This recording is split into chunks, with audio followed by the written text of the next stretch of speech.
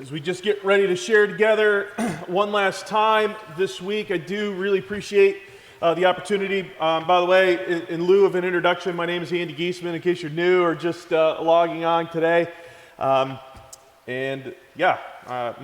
blood runs CSU blue, so I'm glad to be here. I'm thrilled that our scripture reading this morning was James 4, 7 through 10.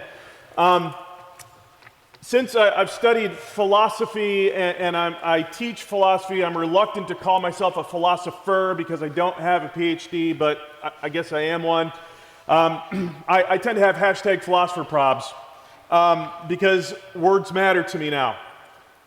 And I think through stuff. And I look at James 4, 7 through 10, and I think, wow, these are polar opposites. First sentence, submit yourselves to God. And then the very next sentence begins with resist the devil. Submitting and resisting are opposites, are they not? Do you see that?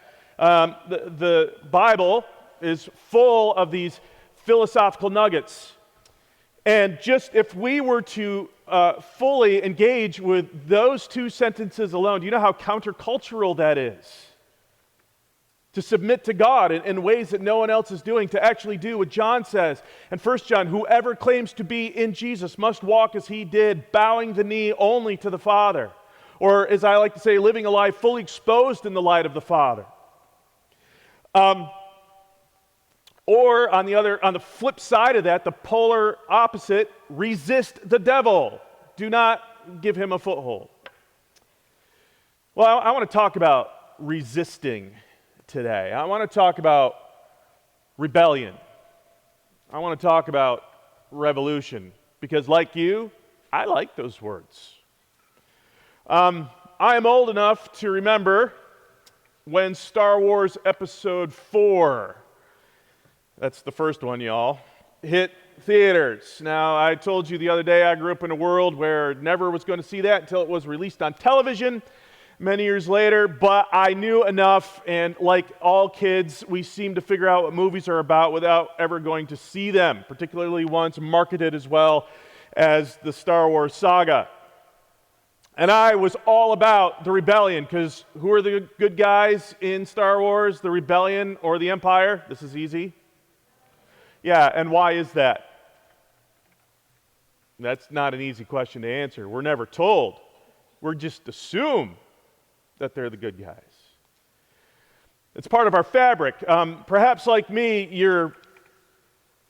the hair on your arms will stand up when you hear those phrases of rebellion, resistance that comes in movies. One of my favorite scenes in The Lord of the Rings, the Fellowship of the Ring, is in the movie, not the book. Sorry, you purists, but it does happen sometimes.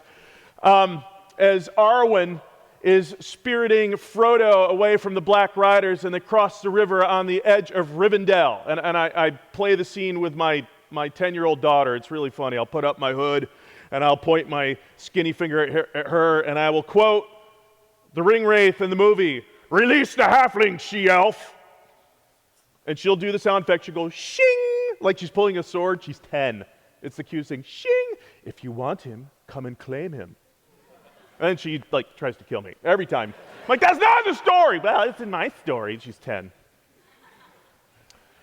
Or later on in the same saga, which is fortunately in the book and in the movie, as Gandalf faces the Balrog, none shall pass. And perhaps a greater phrase of rebellion when he's facing the Balrog and he says, I am a servant of the secret fire. Go back to the pit that you came from. Or again, sorry, not in the book, but in the movie, in The Return of the King, with Aragorn's great speech before the Black Gates, there may come a day when the hearts of men fail. But it is not this day. Great line, not in the book. I started really philosophically, again, hashtag philosophy probs. I started really thinking through this idea of rebellion because a couple years ago I had an opportunity to teach an upper level class at one of the universities in Scranton, and that's really a Christmas miracle, unheard of thing that just does not happen.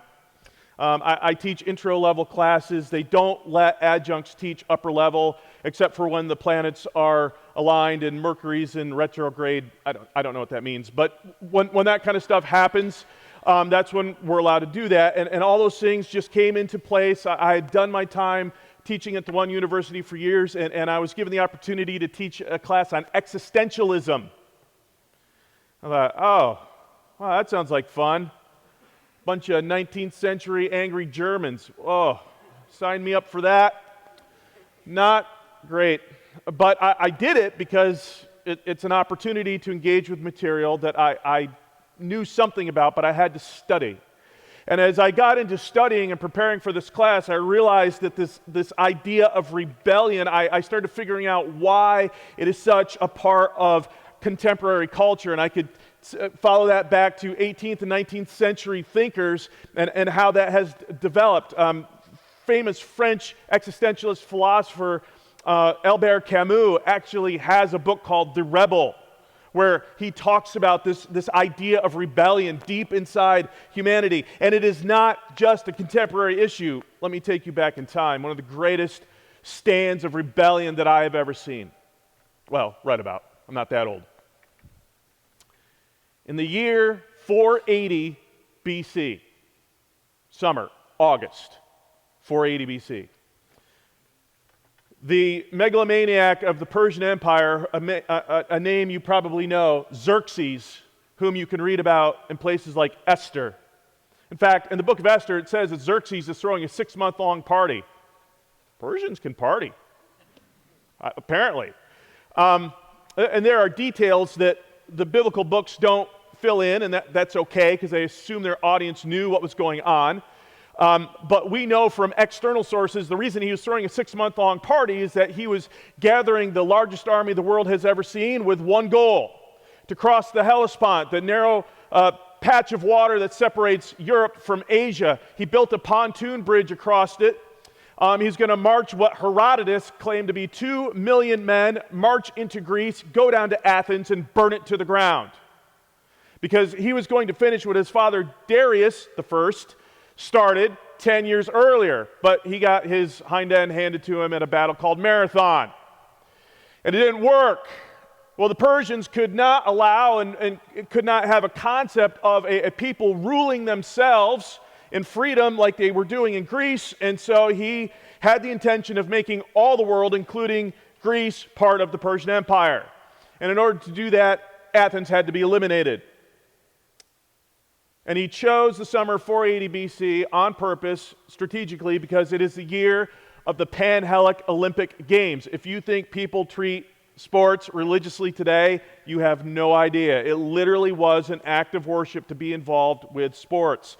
Like I told you the other day, athletics was something actually worshipped in Corinth, like for real. Sacrifices were made.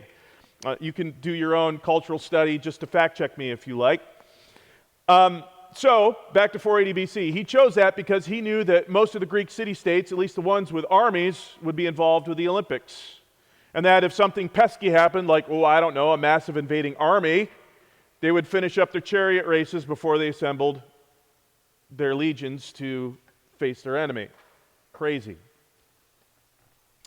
Well, there's one king and one city-state in the southern part of Greece, a city called Sparta. The king's name is Leonidas. And he said, well, I understand that it is against law for us to march out our entire army, and the Spartans were the special forces. They're the shock troops, the stormtroopers, the Marines, whatever you want to call of the ancient world. Spartans were also horrible people. They enslaved an entire people group, and they threw babies off cliffs. So don't be a Spartan. But they were tough. And he said, we will go and we will meet the enemy. I can take my bodyguard, my 300. And we will meet the enemy at one of the few places where they can get into the Greek interior at a mountain pass called Thermopylae. And there, if anyone wants to join us, we will stop the Persian until the rest of you, all y'all, get your act together. And we send him packing back to Persepolis, the capital of the Persian Empire at the time. So according to Greek historian Herodotus, Leonidas, his 300 soldiers and some of their allies for 3 days held off what could have been, it's probably an exaggeration, but what could have been 2 million Persian soldiers in a narrow mountain pass in the northeast of Greece called Thermopylae. We are also told from the account that King Xerxes had a throne set up for himself above the battle space, and he watched for days as the best of his soldiers, the immortals of 10,000, were cut down day after day. He had never seen the discipline of the Greek fighting man. His army fought because they were driven by the whip. The Greek were fighting because they wanted to. No one made them be there. And Xerxes knew something. He knew eventually that pure numbers was going to win the day. There's no way that they're going to hold out, and the Greeks knew that. They knew this was going to be a suicide mission. It was a blocking procedure for the rest of Greece to get their act together. And in a rare show of clemency, we are told that Xerxes hollers down to Leonidas in the middle of the battle space and says this to him: Leonidas, there is no reason for you and your men to die here today. It is not your lives we want, it is your weapons. Lay them down. Live to fight another day, if you will only give up what is left of your broken spears, swords, and shields. In the same account, we are told Leonidas, begrimed with the gore, guts, and blood of his Persian enemy, after 3 days of intense combat, their weapons are reduced to nearly nothing. We are told they fought with teeth and nails. He looks up Leonidas and he offers a 2-word reply in Greek: Molon labe, which in English is simply translated as come and get it. Do you like stories of rebellion? I do. And also, if you're a member of the National Rifle Association, that is your motto. Come and get it. That's where that comes from. But of the stories I just told you, with the exception of Star Wars, because we're not told, we have to make an assumption. This isn't rebellion for rebellion's sake. I know all about rebellion. I graduated from high school in 1990. I am the very picture of Generation X. Right, Paul? All right, Paul's slightly older Gen Xer. We won't say how old. But we know all about rebellion. We know what it is to be a slacker. We know what it is to say, nah, don't care, because we could. But these other stories, there's something beyond them. And I love to read these stories of rebellion, particularly in the Old Testament. Daniel chapter 3, in fact, the first 5 chapters of Daniel is a story of rebellion. It is a story of revolution. It's a story of a stand against tyranny, but not political necessarily. Spiritual tyranny. If we were to back up in time from 580 BC to 605 BC, so not all that long before the events I just told you, 605 BC, we see another major thing happening. A guy named Nebuchadnezzar is in charge of the vast Babylonian army. And in 605 BC, he has a serious victory over what is left of the allies made up of the Syrian and Egyptian empires in a place called Carchemish. 605 BC, he crushes what is left over of the Assyrian Empire, and Babylon is now the biggest, baddest group of people on the planet. He has now inherited all the vassal states. That means the smaller city-states who had to pay tribute to these other nations. He now owns them. One of them is Jerusalem. So he does what any monarch would do in siege warfare. He stops by his vassal states on his way home. On his victory tour, he's like, okay, it's time for me to collect some tributes in terms of your young princes. So people like Daniel, Hananiah, Mishael, and Azariah, also known as Belteshazzar and Shadrach. And if you watch VeggieTales, Rack, Shack, and Benny, thank you. At what conservative commentators considered to be 15 years of age, taken from their homes, sent to Babylon, forced to enroll in the University of Babylon. I'm making this up, by the way, the university part. University of Babylon, where they studied in the Hammurabi School of Wizardry. I made that up. But they were totally forced to enroll in the King's training program of 3 years, accelerated, in which time they were to enter the King's service. This is in Daniel. You can read all of this. Babylon is the biggest, baddest group of people on the planet. Babylon is the most technologically advanced city on the planet. These guys, who are effectively rednecks from Jerusalem, coming to Babylon would have been overwhelmed by two things: the vast technological advancements and the complete idol worship and pagan nature of the city. They would have been overwhelmed by both. And those of you who are Sunday school, youth group, or vacation Bible school survivors, you know these stories. You know the salad shooter story of these boys in Daniel chapter 1. No, we don't want to eat the king's meat. We're just going to go, and we're going to go to the salad bar and just feed us. You know all about the ID cards they were given, right? Their name change and all that stuff. So I'm telling you, it's a university culture. There's a dean. His name is Ashpenaz. You can read about him. Chapter 1, they have a meal plan. They have ID cards. They're in the 3-year accelerated program. Holler, it's college. You can even read about the first college prayer meeting in chapter 2. It's there. It's really quite amazing. And over again, these boys aren't just maintaining a private faith in God. They're maintaining a high-profile public witness for God in a hostile environment, which I think is pretty stinking awesome. We get to chapter 3, and I'm going to be paraphrasing some of this. I wish I could read and walk through the entire narrative, but we just don't have time, and I want to be sensitive to you and your time, and I don't want professors to say naughty things about me, so we're going to get you out of here on time. But we get to chapter 3, and these boys have already demonstrated who they are. Remember, we talked about identity? They knew their names. They did not assume the identity of their Babylonian names, which would be in praise of the Babylonian gods. They knew their names. Daniel knew his name meant God is my judge, and he lived as such. Mishael, there's no God but God. They knew it. And they have already risked their lives. So we get to chapter 3 and we read in verse 1. King Nebuchadnezzar made an image of gold 60 cubits high and 6 cubits wide. For those of you who struggle with the conversion rates, holler. That's 90 feet tall, 9 feet wide. All right? Why can't we just say so? But that's what it is. All right? So King Nebuchadnezzar made an image of gold 60 cubits high and 6 cubits wide and set it up in the plain of Dura in the province of Babylon. What is going on? Again, is this not familiar Sunday school material? Yes. You've heard this before, right? Because we're going to be talking about Shadrach, Meshach, and Abednego in the fiery. Let's see, you know this, right?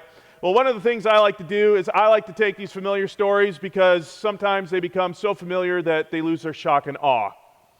And so we're going back today. So let's talk about what Nebuchadnezzar is doing. Well, he's a megalomaniac. He is. But the same megalomaniac, if you just skip ahead to chapter 4, you will find that this same megalomaniac, by the time you get to chapter 4, has written a portion of the book of Daniel. I believe we will meet Nebuchadnezzar in heaven. I could be wrong about that, and if you have a counter argument, I'd love to hear it. But I think we're going to meet Nebuchadnezzar in heaven. He has an amazing redemption story. But for now in chapter 3, he's a big jerk. And he doesn't care that everybody knows it. In fact, he wants everybody to know it. So he's like, all right, here's what we're going to do. We're going to build a giant honking statue of gold, and it is not made of solid gold. And I have my reasons for that. 1, they wouldn't be able to do that. 2, if it's made of solid gold, I say we pack up right now and go find it, like Indiana Jones style. Everybody's bill is taken care of, and we'll have stuff left over for pizza and wings. But he builds a statue because he wants the entire Babylonian Empire, which is the only world power. There are no rivals. There's one coming, Persia, and just 2 generations after, in chapter 5, the Persians that I just told you about They just walk into the city without firing a shot. But for right now, it is the Babylonians. And the empire is vast. It is the closest thing to global in the sense of their understanding that they had. And so he's going to build this thing, which is probably the shape of an obelisk. Think Washington Monument. That's the shape of an obelisk. And he sets it up in the plain of Dura. So this is not in some city square inside the city limits of Babylon. This is outside. Commentators agree it is a flat, treeless expanse, kind of like Kansas. No trees, no hills, right? Just sand. And he sets this thing up, gold statue in the middle of the desert. Can you imagine if that catching your eye? Maybe a little bit. Big, shiny thing. I mean, if you're ADD like me, woo, shiny thing. Like I'm like a sea bass looking at a lure, like, oh, squirrel, right, all the time. So can you imagine that catching your attention? And he sets it up there. And then he goes on to say, and I'm gonna paraphrase for time's sake. Again, you can fact check me. He sends out a decree to the entire Babylonian empire. That means not just the city proper, but all its provinces, anybody who's anybody within the Babylonian empire, the system, including the students of the Hammurabi School of Wizardry, get a memo saying, we are going to dedicate this statue that I've set up to myself on a certain time in a certain place. You will gather. This would have taken months for this to go out. And when you get an invitation with an RSVP from the most powerful man on the planet, you don't reply saying, no, thank you. You move heaven and earth, and you get there.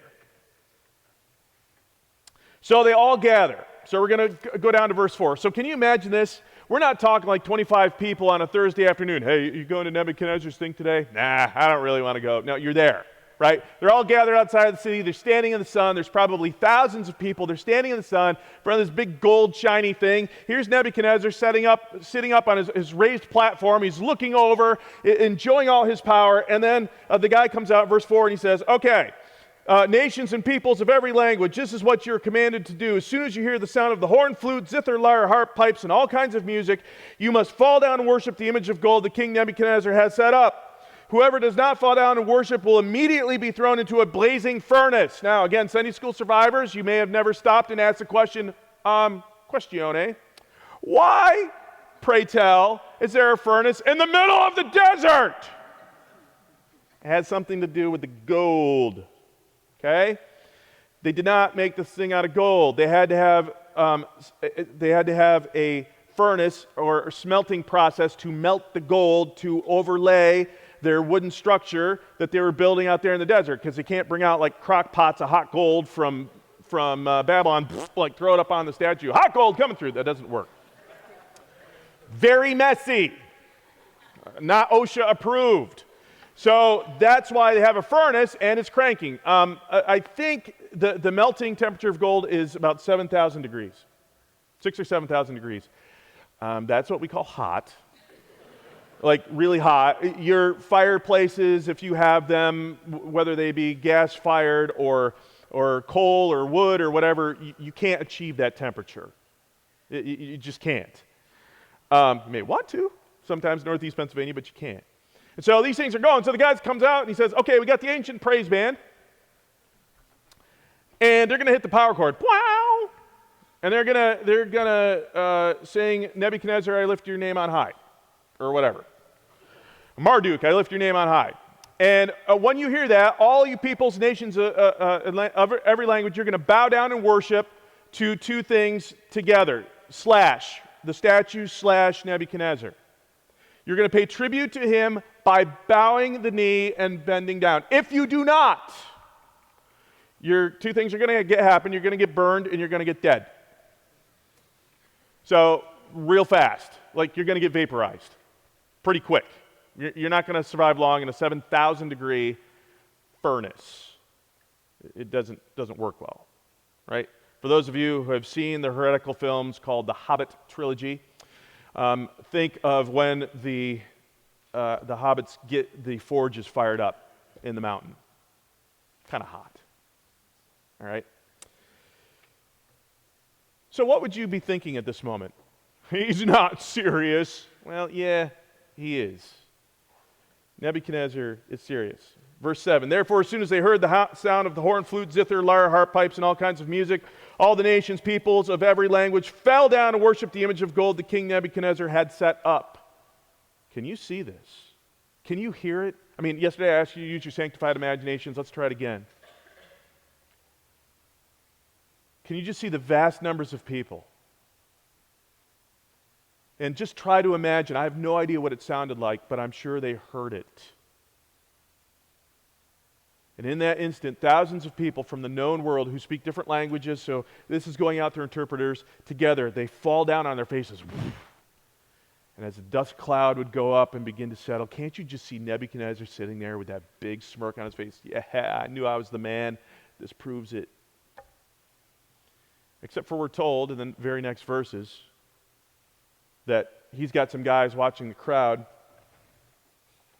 Some astrologers, these are also students of the Hammurabi School of Wizardry, and they came forward and they denounced the Jews, and they said to King Nebuchadnezzar, may the king live forever. Your majesty has issued a decree that everyone who hears the sound of the horn, flute, zither, lyre, harp, pipes, and all kinds of music must fall down and worship the image of gold. And whoever does not fall down and worship will be thrown into a blazing furnace. But there are some Jews, you could put in brackets, rednecks, whom you have set over the affairs of the province of Babylon. If you just go back to chapter 1, you know that these boys had direct contact with Nebuchadnezzar after the salad shooter incident in chapter 1.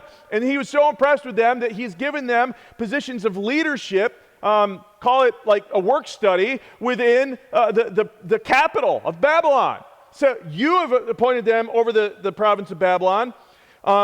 And they named them by their Babylonian names, Shadrach, Meshach, and Abednego, who pay no attention to you, your majesty. They neither serve your gods nor worship the image of gold you have set up. They are rebels. If you want him, come and claim him. You shall not pass. Not this day. Come and get it. Except this is no movie set. Imagine, could I have just one person stand up in this section? Just stand where you are. Thank you. Congratulations, you're a Jewish boy today. Somebody from this section, just stand up, please. Oh, this is so good. And somebody over here. Anybody over here? I got one. Thank you. Now, just everybody else kind of just scrunch down a little bit. Now, can you imagine this, except for those of you standing? Can you imagine this? There's thousands of people on their faces bowing down to his statue, and there's 3 15-ish-year-old Jewish boys who are standing there. Now think about it. Do you think they're like, look at me, I'm a rebellion, given some stupid line from episode 8? Or no, not episode 8, Rogue One. It's a rebellion. We just rebelled. Oh yeah, well that's cool. You think they're thinking that? No, they're thinking, we're dead. Now, it doesn't say that they were standing together. We don't know. But I bet they made eye contact. Go ahead. All y'all? Yeah, what's up?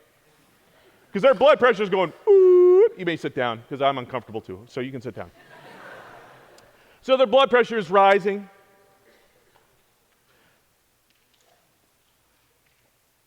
And you guys know how the story ends, right? Let me just tell you how it ends. So spoiler alert in case you don't know. They end up getting thrown into the furnace. And Nebuchadnezzar orders it heated 7 times hotter than normal. Physically impossible with the technology they had. But he just wanted to vaporize them. And he throws them in there and he's like, yeah, take that, redneck Jew. And you know how the story ends. He's like, hey y'all, seniors in the wizardry school, didn't we throw 3 guys in there? Certainly, my lord. Well, I count 4. And the 4th looks like a son of the gods. Could have been Jesus. I don't know. The Bible isn't clear. All we know is that he recognized some kind of divinity and he has a change of heart. Starts to. And he has an issue later on, but he gets all cleaned up. So, you know how this ends, because this is Sunday school material. You've heard this 100 times, some of you. But I want to back up, and I just want to really in the few minutes I have left, I want to try to drive a couple ideas. For the right reasons. I mean, because of God's mercies, not because of my sense of entitlement or freedom that I have for a lot of reasons, one of which that I have the privilege of living in this country, and I have the freedom to make choices, and I tend to put that everywhere. It's like I have the freedom to do what I want. Actually, I have the freedom to do what God wants me to do. That's what true freedom is. True freedom is not making my own choices and following my own path, as we have talked about. I have the true freedom to follow hard after God because of Jesus. So if there's any kind of rebellion in my life, it is a rebellion against all the things that are going to distract me from following hard after Jesus. Your generation must have some rebels. If you want to go full on Star Wars, the Alliance, I don't care. I'm all right with that. I'm a nerd, so I can live with that. But if you do, I mean full on saying, I want to live in a way that is countercultural, truly countercultural. And not in some weird, legalistic, pharisaical, no, I'm not talking about that. I mean truly countercultural. If you stand up, you will stand out.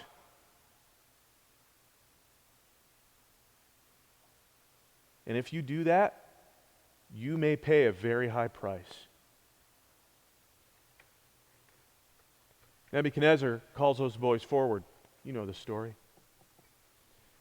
He's ticked. He says, all right, I'm going to give you one more chance because I know you boys. You're good boys. I appointed you myself. We're going to have the praise band crank it up one more time. If you bow down this time right in front of me, very good. If not, I'm going to throw you into the furnace. And then he adds, and what God is able to rescue you from my hand? It's on now. It's on like Donkey Kong. And so those boys say to him, we don't have to defend ourselves, King. You know us. We've been down this road. And you may do to us as you wish, and our God is able to deliver us. And then the great line of defiance. But even if he does not, if we die here today, it's not going to be because we bow to you. So to stand up is to stand out. Let's just talk about maybe something you have not thought through regarding this passage before, and that is the very essence of what worship is.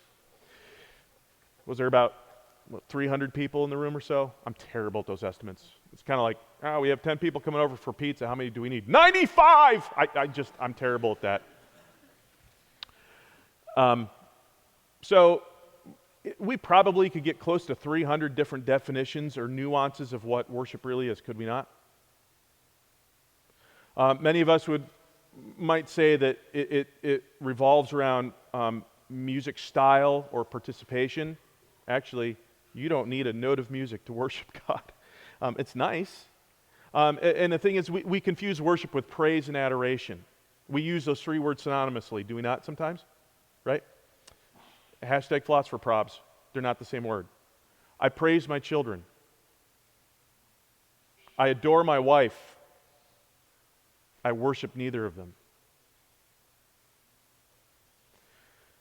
I think Romans chapter 12 really gives us a very clear picture, a clearer picture of truly what an act of worship is.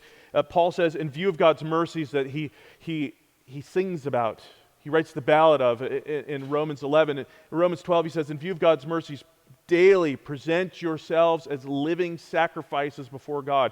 Meaning we climb up on the altar of sacrifice daily, not for an hour on Sunday, or between 10 and 11, 5 days a week or whatever. And we climb up on the altar and we say, oh God, here I am, you may do with me as you wish. Coming back to Daniel. Their posture says something.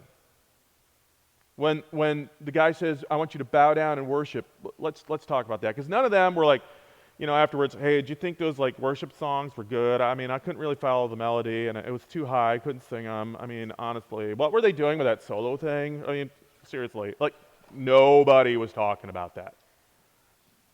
Okay? It was the physical act of bowing, because here's what it means. In that culture, when they're called to bow down, they're presenting their necks before their sovereign, Nebuchadnezzar, who has the power of life and death over every single person. There's no Bill of Rights, there's no Constitution, there's no, oh, can I call somebody first? No, you're dead because I don't like you. Or I think you're a threat. Even to me emotionally, you're dead. So by presenting their necks to the king, what they're saying to him is, you may do with us anything you wish, including chop our heads off. You are God to us. You can see how that's a problem for 3 Jewish boys who are living a Judeo worldview, but we would now add Judeo-Christian worldview. Why it's such a big deal for them to stand up. And what was the end result? The end result is that Nebuchadnezzar sends another decree to the entire nation. After they come out, they don't smell like smoke. He's like, hey, come on, I want to talk to you. And I've always said, yeah, if I'm like in the furnace, I'm not burning up. And the guy who threw me in there says, come out when I talk to you. Like, come on in. Precisely why I'm not in a Bible story. And he has this little conversation with him. Your God is awesome. And they're like, I know, right? We've been trying to tell you that for how long now? Hello, it's the second semester. Where you been? And so he sends out another decree to the entire Babylonian Empire. Could be the first proto-gospel tract, mass-produced, and says, whoever says anything evil against the God of Shadrach, Meshach, and Abednego, I will chop you into bits and have your houses reduced to piles of rubble. Now, I don't recommend that for an altar call, but that's Nebuchadnezzar's favorite. He does that in chapter 2 as well. You can't interpret my dream, you're going to be goat food! So he does that all the time. The entire Babylonian world, perhaps for the first time, got a sense of Yahweh. Why? 3 boys decided to act in rebellion because rebellion is what teenagers do and they have the right to do it. No, because it was right. And there was something greater than them. The God of Abraham, Isaac, and Jacob. One of the things I talk about with my students, I invite them to the revolution. I've been accused of being histrionic. That means going too far in the classroom. Okay, I am. And one of the things I invite them to, particularly in my ethics class, is we're going to actually study right and wrong logically. Well, wait a minute, it's not just about how we feel. No. Feelings advisory, facts don't care. And invite them to the revolution. And I can't convince all of them. I have tried, but I wish you could see some of them are like, whoa, yeah, maybe we're on to something here. I want to invite you, Clark Summit University, to the revolution. Now, the things that you're thinking through are not the same things as my students. They are on different planes sometimes. Not levels of importance, just a different way of thinking things. But you have to think about things a little bit differently. Truly, in the name of Jesus, where are the rebels? Where are the true, honest, cross-driven revolutionaries who are so radical that you bow the knee to the Father alone, like Jesus did, and you say daily, not my will, but yours be done. Do you realize how radical that is? Yes, I know this is Sunday school material and you've heard it 100 times, but just try to think about it fresh. Do you really want to make an impact in your world for the cause of Jesus Christ? Doing what everyone else does, not going to get it done.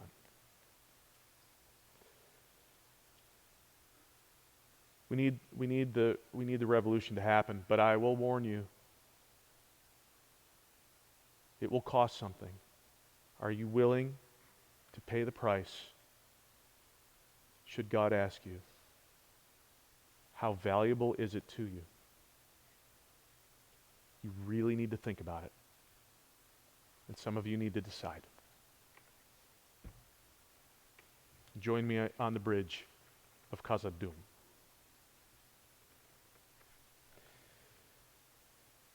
God, this place, whether it be actually here or upstate New York, has a long and storied history of men and women walking through these halls, learning, growing, fellowshipping, deciding. God, I pray that you would continue to use this place and the people in it as not only a training center, but as a kingdom outpost where we are well armed to hunt.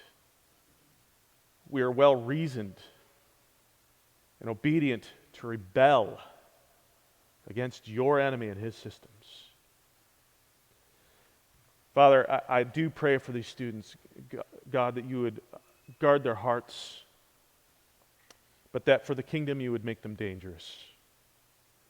We do love you. We worship you. And we pray these things in the name of Jesus. Amen.